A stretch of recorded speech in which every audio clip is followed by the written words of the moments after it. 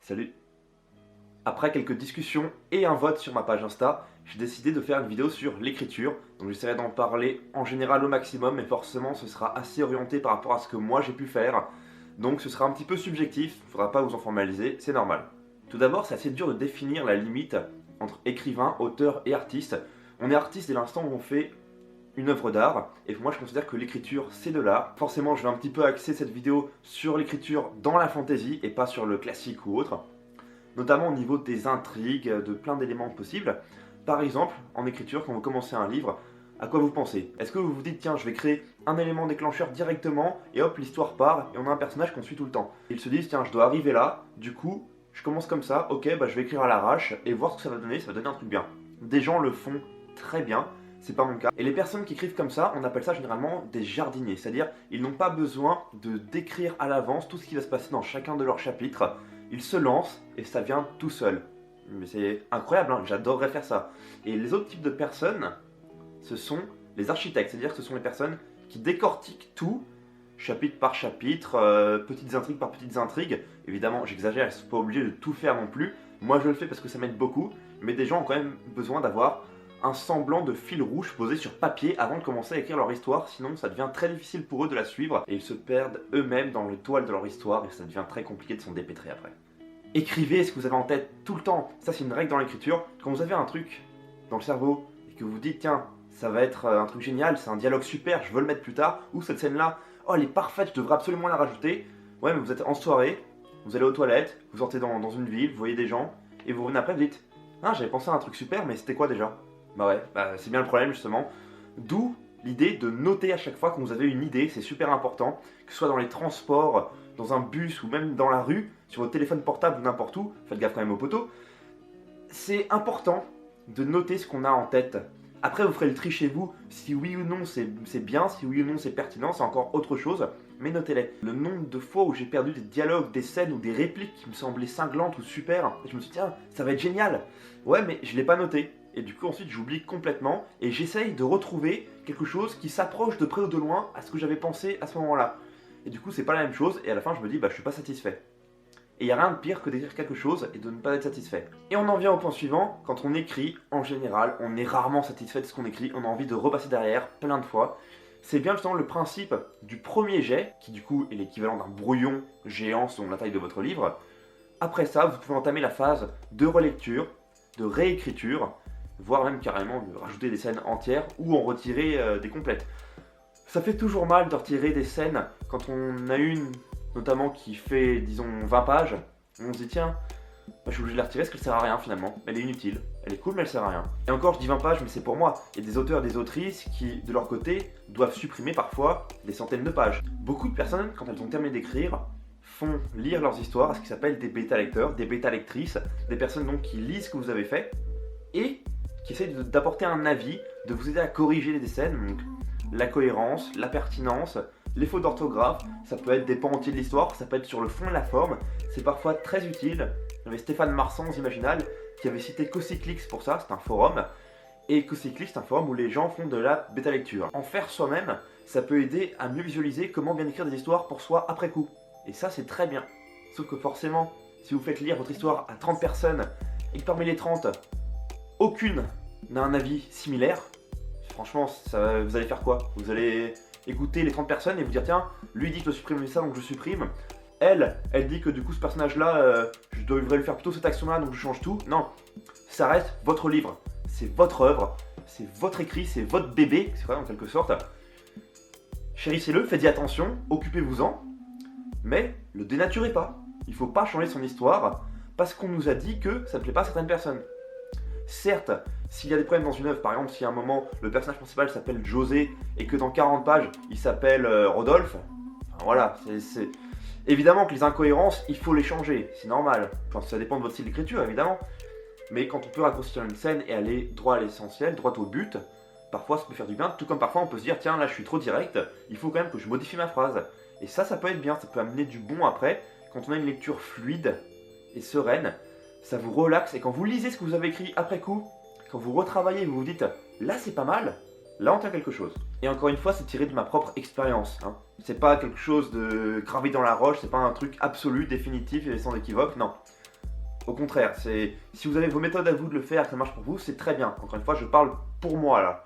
Peut-être qu'il y en a qui ont la même façon d'écrire que moi, et ces gens-là, ça peut les aider. Peut-être que d'autres n'écrivent pas comme moi, et qu'au contraire, ça peut les intéresser de voir un avis ou une approche différente. Pourquoi pas? Il y a aussi le problème de la page blanche qui vient s'ajouter à tout ça, c'est-à-dire on se retrouve devant notre feuille et on ne sait pas quoi écrire. Limite, c'est un blocage. Et ça fait très peur à beaucoup de gens, ce qui est tout à fait compréhensible et normal. Ça arrive au moins, je pense, une fois à tout le monde dans sa vie quand on écrit. C'est on se met devant le truc, on se dit, j'y arrive pas, je sais pas quoi faire.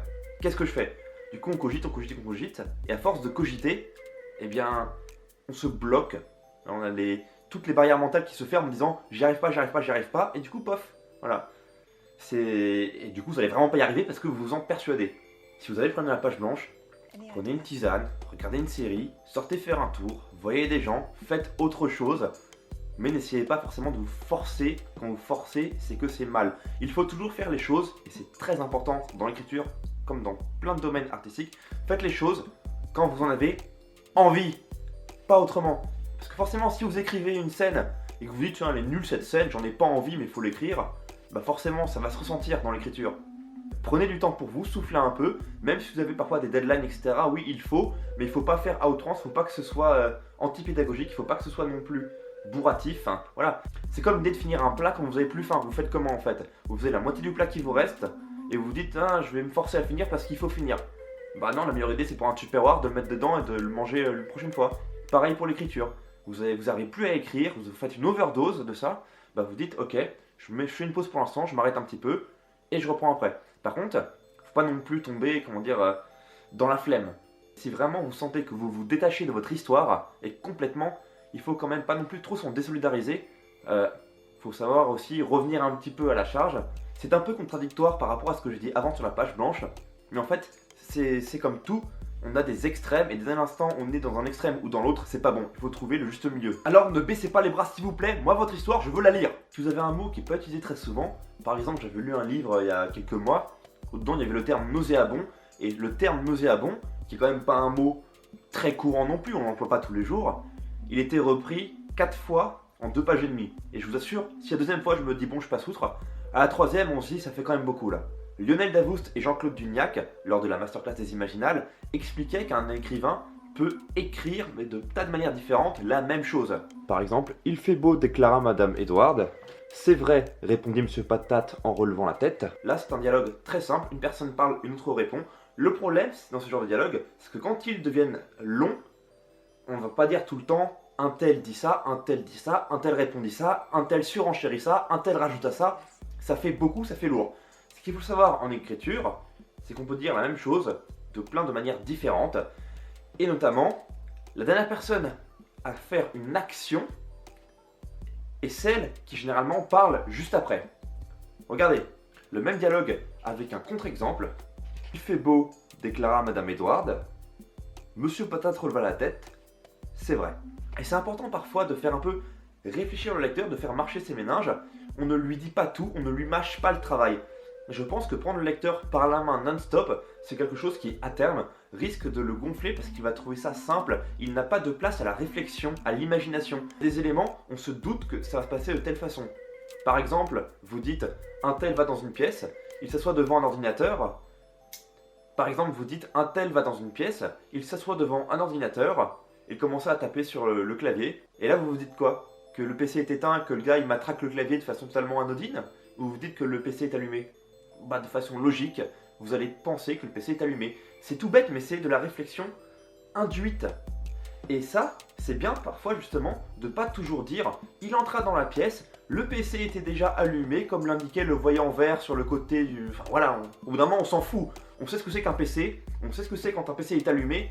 Voilà, il existe des petits exercices qui peuvent vous donner pas mal d'idées sur comment traiter vos thèmes et traiter votre façon d'écrire, qui consiste justement à vous donner un temps limité, on va dire 15 minutes, et pendant ces 15 minutes, vous vous dites tiens, je vais écrire un truc, par exemple, un personnage arrive dans une nouvelle vallée, il y voit quelque chose d'impressionnant.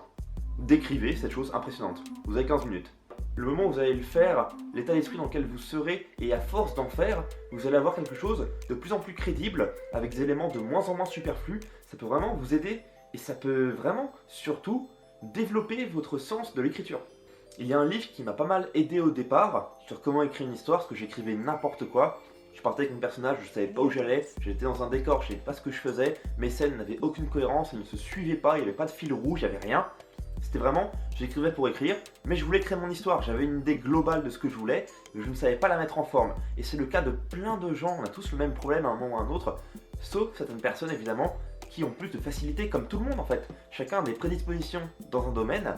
John Truby, dont j'ai pas mal aimé l'œuvre, qui est Anatomy of a Story. Bon, moi je l'ai pris en anglais parce que c'était très compréhensible comme ça. Mais si vous êtes moins à l'aise avec l'anglais, vous avez la version française qui coûte un peu plus cher, je crois. Décortique plein de types d'histoires, plein de types d'intrigues, plein d'éléments de narration qui peuvent être intéressants, notamment à l'aide de petits schémas ici présents pour par exemple parler de l'histoire linéaire, donc qui est symbolisée ici par une flèche toute seule, ou une suite d'une histoire en spirale, donc avec des éléments qui se retrouvent les uns imbriqués dans les autres, etc. Il y a plein de façons de raconter une histoire, et le livre a été pas mal utile pour moi pour me canaliser, parce que je faisais n'importe quoi. Et si moi je fais n'importe quoi, c'est quasiment sûr que d'autres personnes vont avoir le même type de problème. Je veux dire, on n'est pas tous uniques au point d'écrire quelque chose d'extrêmement singulier, au point d'avoir des problématiques qui ne sont propres qu'à nous. On est des milliards sur Terre, donc voilà, c'est normal aussi parfois de partager un peu ce qu'on sait, ce qu'on pense être bon pour nous, qui peut peut-être aider les autres. C'est normal. Et puis parfois on a aussi envie de raconter son truc à soi, on n'est pas obligé de suivre les étapes telles que John Truby l'a écrit, ou telles que Josh Campbell l'a fait dans son livre Le héros aux 1001 visages, je crois que c'est bien ça le titre. Et à mon sens, ce qui est intéressant dans une histoire, c'est pas seulement l'intrigue en elle-même, ce sont surtout et avant tout les personnages. Où vous avez des personnages qui ont le QI d'une huître, et qu'ils sont tous comme ça, des méchants aux gentils, aux personnes entre les deux, etc. Bah franchement, avoir des personnages dénués de charisme, ça vous plombe une histoire, vous vous tirez une balle dans le pied si vous faites ça. C'est important, je pense, d'avoir des personnages qui évoluent au fil de l'histoire. Ils ne restent pas figés avec la même personnalité, avec la même façon de penser. Et le pitch, vous connaissez le pitch? Je vous dis ça parce que j'ai dû en faire un pour mon roman il n'y a pas longtemps. D'ailleurs, je suis censé le terminer avant fin août, genre dernier délai pour l'envoyer. Le principe du pitch, ça se fait en, allez, on va dire en 15-30 secondes, ou plus selon. En général, c'est 2-3 phrases. Vous expliquez le principe, le gros de votre histoire. Le gros, vraiment. Genre le principal. Ce qui retient le plus l'attention du lecteur et ce qui va faire que ça va intéresser la personne. Vous connaissez le principe du elevator pitch? Eh bien, l'elevator pitch, c'est un terme anglais, c'est la même chose. On dit généralement c'est un homme dans un ascenseur, il se retrouve avec son patron et il a 3 étages, donc 30 secondes, pour lui demander une augmentation. Qu'est-ce qu'il va employer comme terme pour le convaincre qu'il la mérite son augmentation? Et bien c'est pareil pour l'écriture. Un pitch, vous avez le même temps alloué pour convaincre votre interlocuteur que votre histoire peut être vraiment bien et qu'elle mérite d'être lue. Et là je vais faire le pitch de mon histoire. 3 enfants sont formés à l'art de la dissimulation, du mensonge et du meurtre dans une société régie par des règles strictes, mais le jour où l'une des enfants est agressée par un homme intouchable, les autres se mettent en tête de la venger au mépris des règles établies. Voilà, tout simplement. Et ça, par exemple, ça peut vous donner une idée de quoi va parler mon histoire. On sait déjà que c'est une quête de vengeance, on sait qu'après ça va être un peu violent. Les éléments de fantastique ou de fantasy ne transparaissent pas dans le pitch parce qu'il n'y a pas la place pour les mettre, on va à l'essentiel. Dans le cas où la personne est intéressée, elle vous posera des questions, et ça va vous aider, c'est valorisant, et ça va vous pousser en plus à réfléchir davantage à votre projet. Voilà, cette vidéo est maintenant terminée. J'aurais apprécié d'approfondir davantage le sujet, mais je sais que c'est trop vaste et je pense faire une autre vidéo plus tard, pas la suivante, mais plus tard, pour en parler, continuer et échanger avec vous. Si vous n'êtes pas d'accord avec ma façon de justement de voir les choses dans l'écriture, dans le sens où vous ne faites pas comme ça, vous n'avez pas l'habitude de ces pratiques, n'hésitez pas à me le faire savoir. Moi je suis curieux de savoir comment vous écrivez en fait. Et maintenant vous savez un peu près comment moi j'essaye de m'y prendre et comment moi je visualise la chose, comment vous vous y prenez. Ça m'intéresse. Sachez qu'en tout cas, je vous souhaite à tous et à toutes une excellente journée et je vous dis à bientôt. Salut!